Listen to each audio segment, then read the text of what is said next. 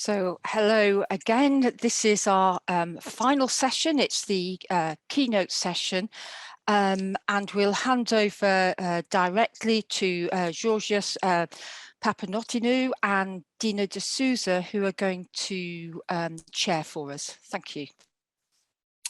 Hello, everybody. The end of the third day, which has been quite informative these last 3 days. So our keynote section is called Outlook, and I'm Dina de Souza from the European Huntington's Association, and I'm co-hosting this with Georgs. I'll let him introduce himself. Hello, everyone. I'm Yorgos Papandoniou, and I'm also a member of the European Huntington Association and the Cypriot Association, and I welcome you all in this session. So our talk is entitled New Staging System in HD, Extending the Window of Testing and Treatment. And our speaker is Dr. Cristina Sampaio. Welcome. And she got her MD and PhD from the University of Lisbon in Portugal. She is currently the Chief Medical Officer at CHDI, where she supervises all the clinical activities which include a strong portfolio on biomarker research and clinical outcomes. She's also professor of clinical pharmacology at Lisbon Medical School. And Dr. Sampaio was also a member of the EMA CHMP bodies that decides on drug approvals in Europe from 1998 to 2011. So, Dr. Sampaio, I'll give you the floor. Thank you very much, Dina. Do you hear me and do you see my slides? Not yet. Okay, then the problem starts. This screen sharing has failed to start.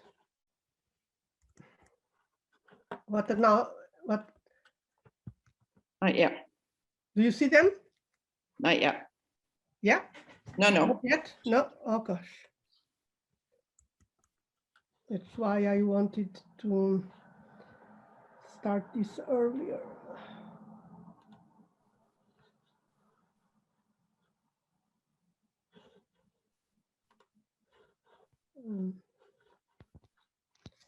Here, share screen.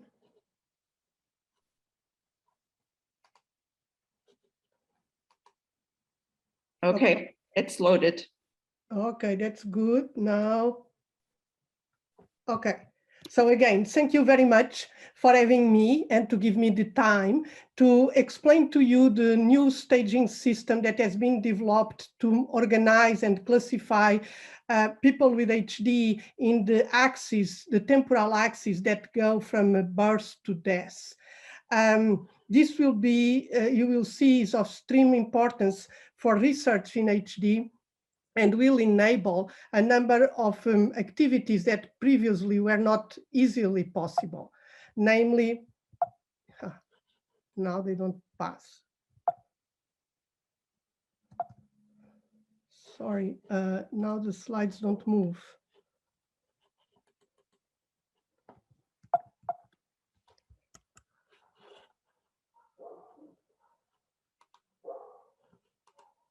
Okay. They moved. So the plan is to explain to you the basics of why classification in medical research is of such importance. I'm sure all of you are aware of this.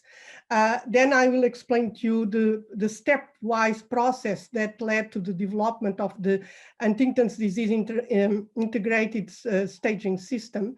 And I'll explain to you what are some of the add values, the expected values of adopting the HD integrated staging system in the research process.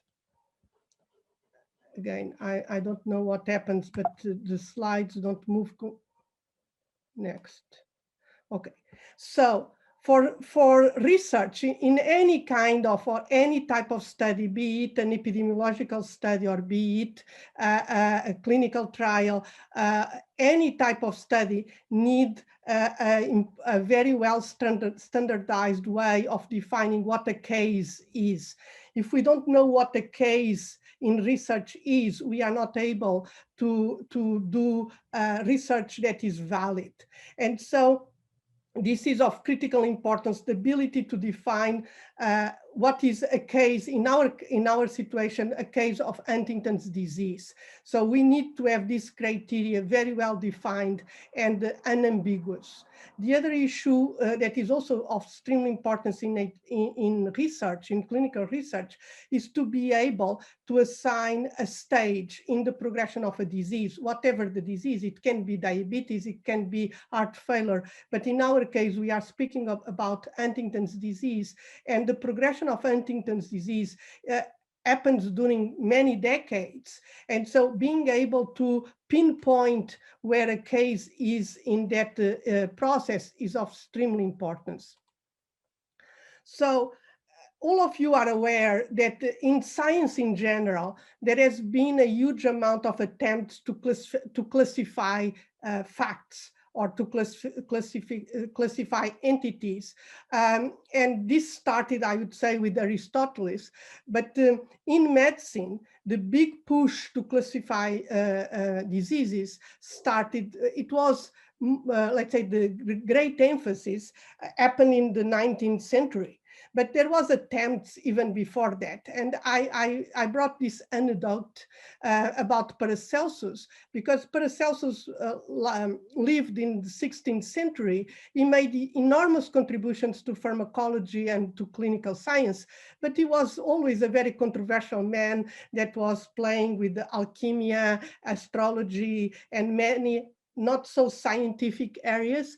But of course, this was the Renaissance and this was all possible. So just as an anecdote, Paracelsus came up with a classification for diseases that deprive men of the reason. And you might recognize that he was not so far off of doing a good job on classifying these diseases. So he attributed the diseases that deprive men of reason in three main categories. One were derived from intoxications. He thought about poisons. Then he had a kind of fancy idea about lunacy that would come from the phases of the moon, hence the name lunacy. We can say, okay, the phases of the moon are not critical for the etiology of disease of the brain, but the term lunacy is still used. And he called insanity for the hereditary diseases, which in our case would fit for HD. So after this small detour for historical reasons, let's move on to the present. And why do we need precise and accurate classification systems? So when we mean by precise, are classification systems that have criteria that allow that each individual is put in a class with not much margin for error. And so we think that this is extremely important because it improves the internal and external validity of clinical research. If we know in which type of cases we are collecting our data, we can make much better inferences about the final results. Then it facilitates something that is critical nowadays, that is the comparability across studies. So we need to have a cumulative process towards evidence. We have to collect evidence in an incremental way. And so we need to be able to compare studies and make analysis across studies. So it facilitates this gathering of cumulative evidence. It also facilitates communication, because if somebody knows what the stage is, and we can communicate that we are speaking about, let's say, people that are classified at stage 2, what this should mean is that it immediately an image pop-ups in the mind of the people that are listening to, and they will envision what stage 2 is. So it will become very automatic to understand what people are talking about. And of course, it contributes to the development of harmonized policies. So we identified that for the Huntington's disease scientific community, there was a clear need to have a standardized definition of Huntington's disease that would allow what I just said about defining a case that can happen in any moment of the spectrum, of the temporal spectrum of the disease from birth to death, and to have an integrated staging system that would allow for the identifying where a case or cases are in the temporal sequence, and to aggregate those cases in clusters that have similar prognostic and management needs. So we decided to let's say, use as a template a similar process that has been developed by the Alzheimer's disease community. The Alzheimer's disease community faced the exact same problem of defining what Alzheimer's disease cases were, way before the appearance of dementia, because dementia is quite late in the process. And so there was a long process. It took more than a decade to come up to this staging system that is now published, and it has been adopted by the regulatory authorities, and FDA even put one version of this system in their guidance for Alzheimer's disease. So this process was published initially in 2011, and then there was an update, that is this update in 2018. So we got inspired in this process that the Alzheimer community used to develop or to propose the process that we adopted for Huntington's disease. So the CPAS Institute has been instrumental in creating consortia that are dedicated to certain particular diseases and to problems that are relevant for the regulatory acceptance of the research that is done in those fields.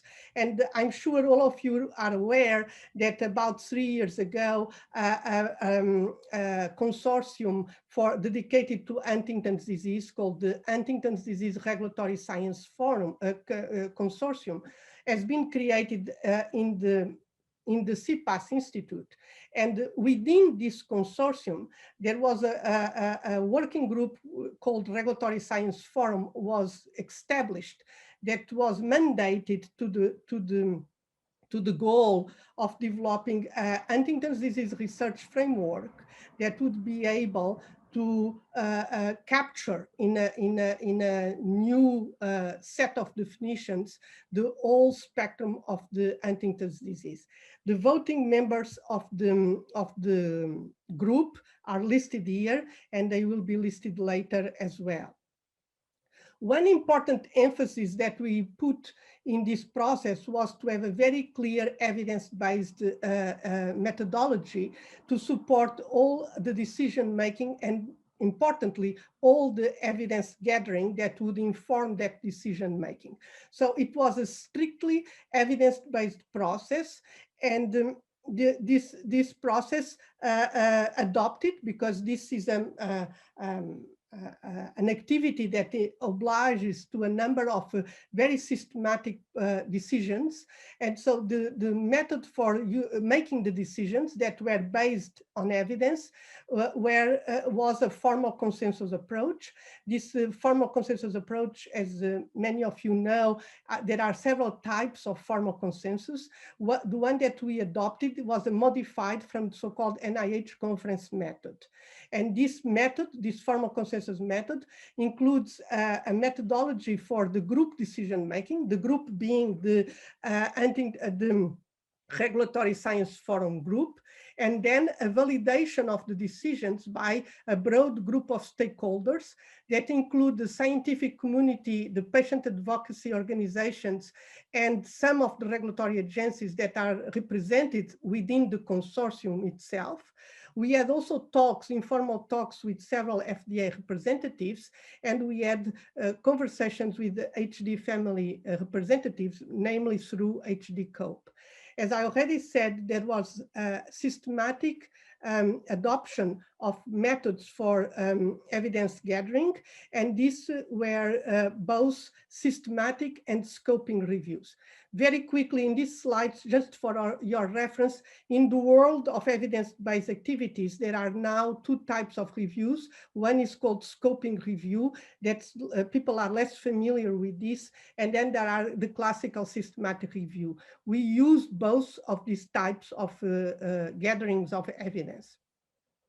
So by using these methods, and we came up with our first decision that was related with the adoption of Huntington's disease biological research definition.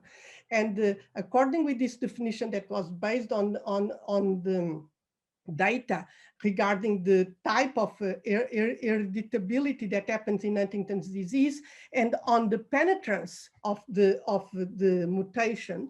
So Huntington's disease is defined as the presence of the CAG expansion in exon 1 of the Huntington gene for the expansions that are equal or larger than 40.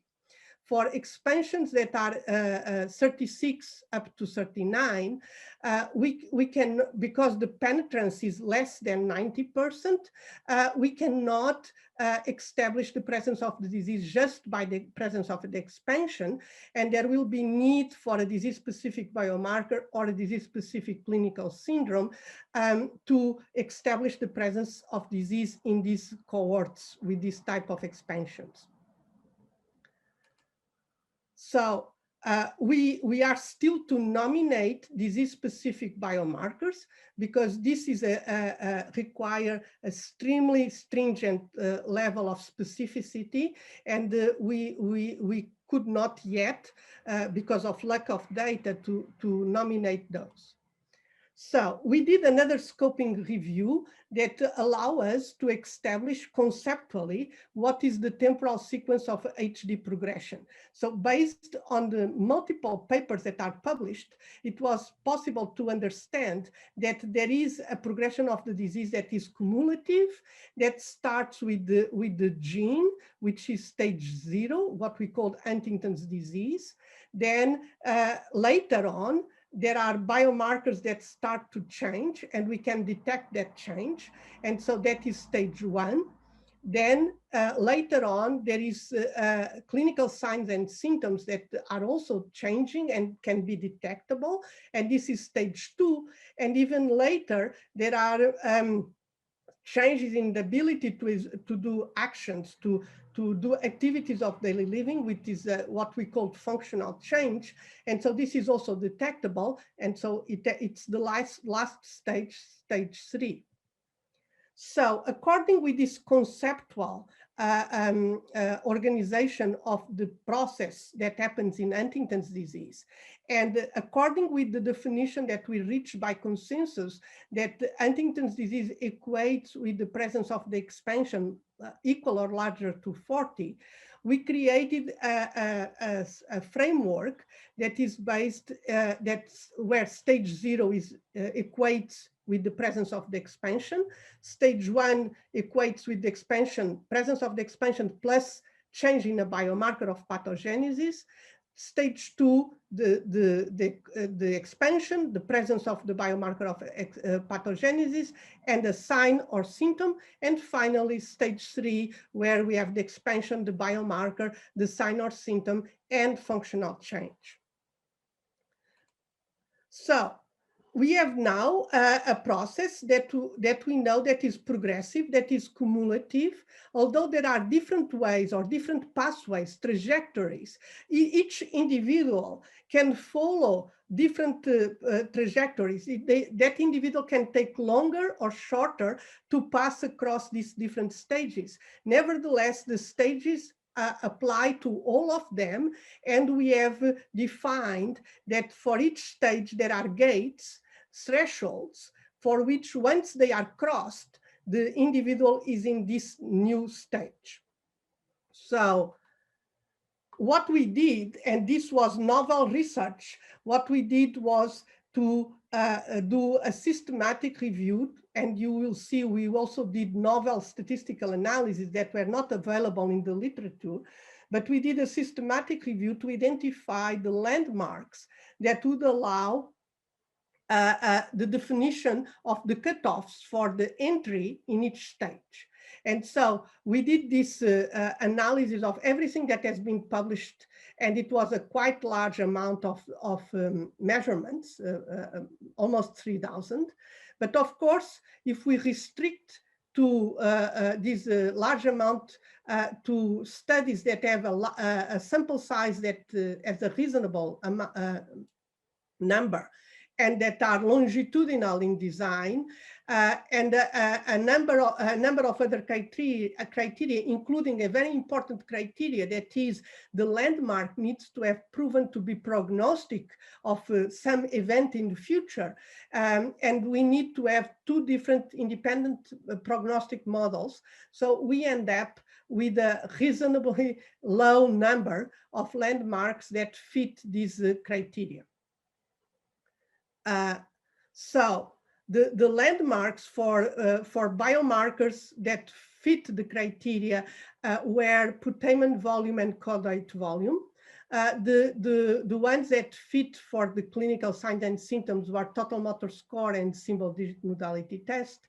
And for functional change was total functional capacity and independence scale.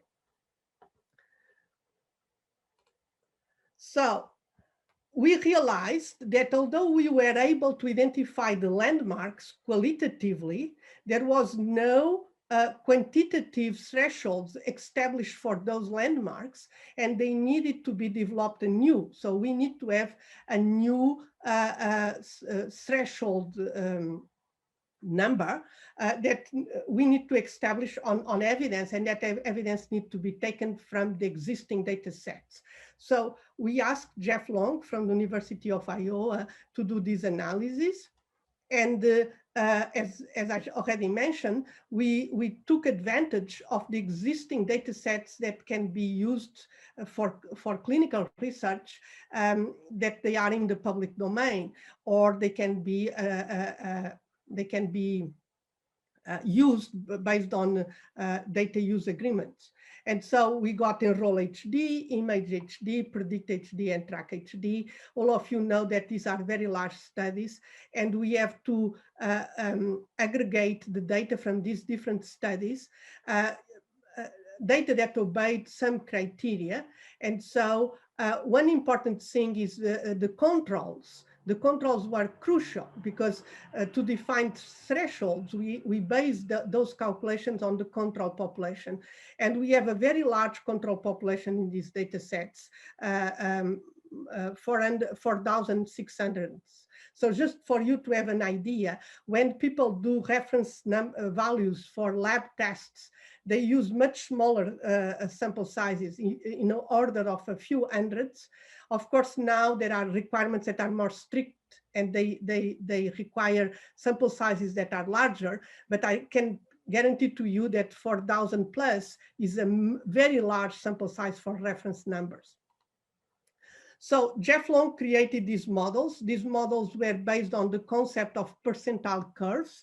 I'm not going to dwell on the details of the statistical analysis, but just to say that the control data has been modeled, and out the controls models, the fifth percentile that is considered a reasonable outlier was considered the cutoff, the limit. So people that are below the fifth or that belong to the fifth percentile, they might be considered very odd controls. And so this would be the limit for establishing the threshold by comparison to these controls. So everybody that being a HD individual that fits in this below the fifth percentile will be considered that they have crossed the threshold.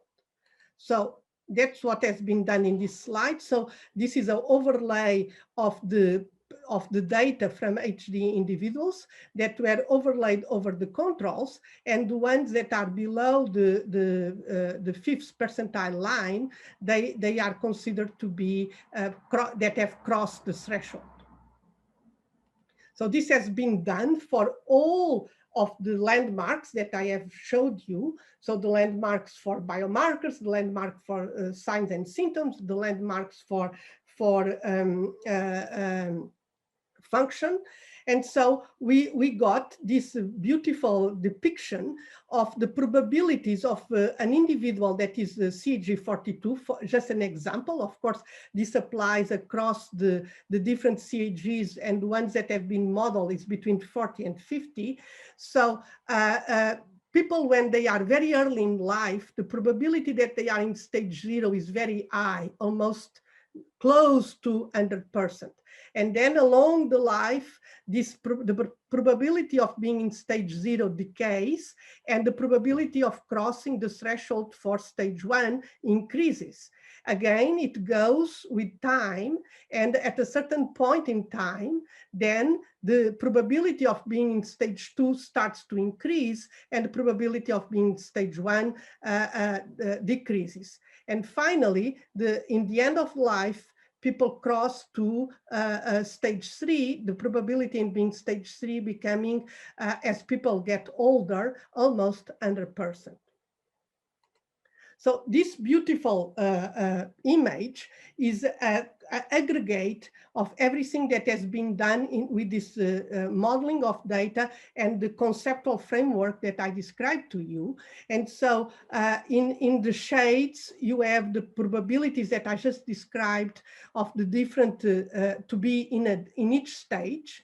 And at the same time, you see the progression of the different landmarks. So you see the progression of the atrophy of the putamen in this dark gray, dark green, and then light green the caudate, and the other landmarks are also depicted. So this is a figure that hopefully, as people start using the Huntington's disease integrated staging system, they will use this picture more and more as a reference to illustrate where their cases are.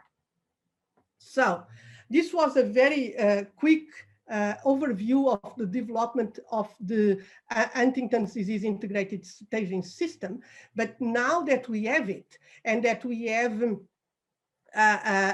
created a strong validation approach to this system, it can be deployed, and people can start using it in their research, in their clinical trials.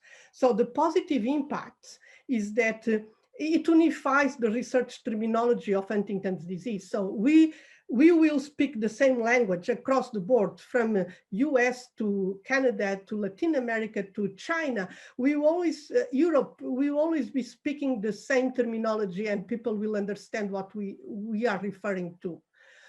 This solves the problem of creating a framework for intervention before clinical motor diagnosis. We can define now populations that are in different phases before clinical motor diagnosis. We can define a population in stage 2, in stage 1, or even in stage 0. So it paves the way for trials and treatments earlier in the progression of the disease, and these are the moments in the progression of the disease that there is the greatest hope to prevent or delay disease progression. And having this terminology will facilitate the dialogue with the regulators, and will facilitate the regulatory acceptance of early early research. Of course, this will, as it is adopted, as it is more frequently used, there will be more impact in the HD families. So a very quickly recap that people are aware that there was two statistical models, the CAP score and the PIN index, that has been used in the past in order to, let's say, segment the populations before clinical motor diagnosis and allow for clinical research. Of course, there has been a lot of research already. The problem we have is, for example, the CAP score has not been standardized, and different formulas have been used in different projects. And so the data, even when expressed in CAP scores, is not directly comparable. The PIN score brings some more precise predictions. It has been less used than the CAP score, but it has some advantages. And we foresee that using the HD integrated staging system, together with CAP score and or PIN score or both, we can establish very precise populations, and certainly these methods will be complementary to the adoption of the HDISS. So what we are doing with the HDISS. The HDISS is ready for deployment. It can be used right now. It can be used tomorrow. We have done extensive validation already. There is still some validation that needs to be done, but the one that has already been executed, and it is published now in the poster that you can consult, or we have it submitted for publication in Lancet Neurology. We are currently working at this very moment in mapping the HDISS to the existing models and methodologies. So we are mapping it to CAP score systems using the John Warner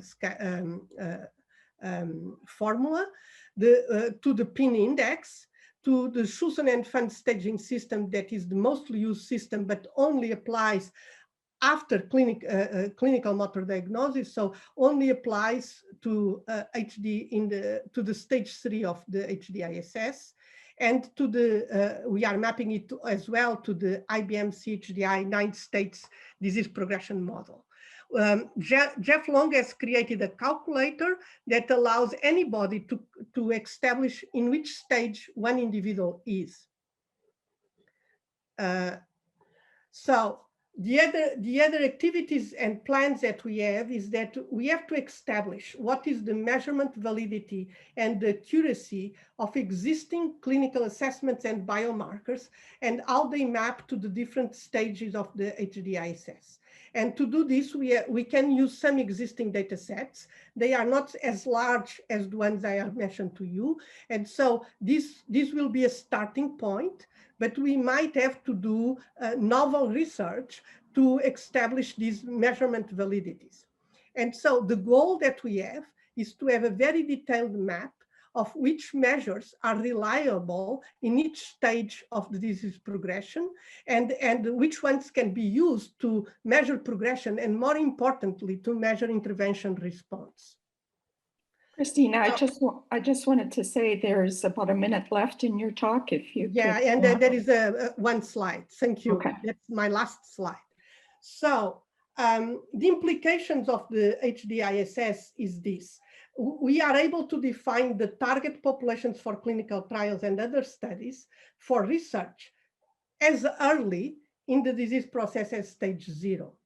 The study of these early populations will facilitate the understanding of which interventions are best targeted for each stage. And the knowledge of measurements, how the measurements behave metrically in each stage will establish what is the most appropriate research for those populations. There is also a corollary, which is very likely many of the measurements and biomarkers that we already know are not applicable in the very early stages, not applicable in stage 0 or 1, and we will have to develop new measurements. But it's important to know what we can do and what we cannot do, and to know this precisely. And it's this advantage that the HDISS brings. So this is in fact, my last slide. It's the thank yous and the acknowledgements. All the people that are listed here have made very important contributions to the development of the HDISS. I'd like to give a personal shout out to Emily and Lexi. I believe that without them, we were not here today, in the sense that they have kept all of us working very hard and to the timelines. And besides that, they made an enormous contribution to the integration of the statistical analysis to the bigger project. In the bigger project. So it has been absolutely instrumental, their contributions. And importantly, I would like to thank very much the participants and the families that have contributed to all the data sets that we have. Without them, this was not possible. So thank you very much. And I finish here. I'm sorry for being a few minutes late. Thank you very much, Cristina.